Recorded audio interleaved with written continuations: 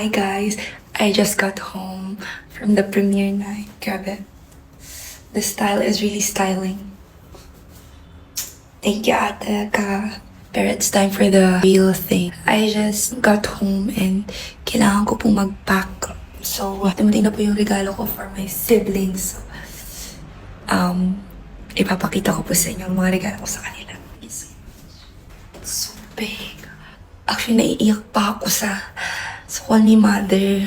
Panoorin niyo talaga siya kasi pero naiyak ako kasi ang dami lang talaga pong blessings dumating ngayong taon na to. Sobrang daming blessings. Ang dami kong nabiling mga regalo. Yan po puno.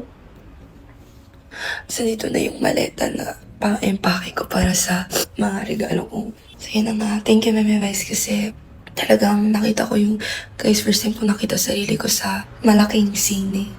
So, iyak ako ng iyak kasi sarap sa feeling ba? Parang, di ako makapaniwala ba ganun.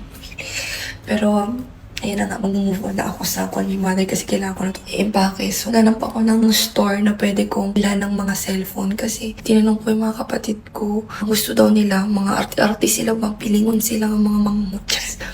Gusto daw nila ng cellphone.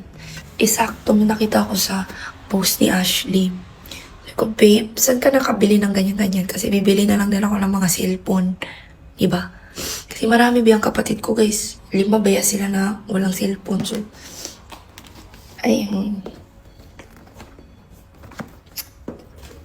Makapaniwala, kaya ko nang bumili ng cellphone.